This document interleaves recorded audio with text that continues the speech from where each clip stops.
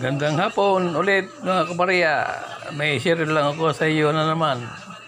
Frosted na foreign coin. Foreign coins mga kabarya. Ayan o, ganda. May kinang o. 2 francs 1994. Yan mga kabarya o, maganda.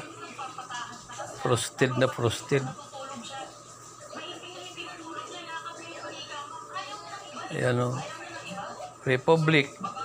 Franchise bang tawag ang pagbasa niya? Franchise Republic.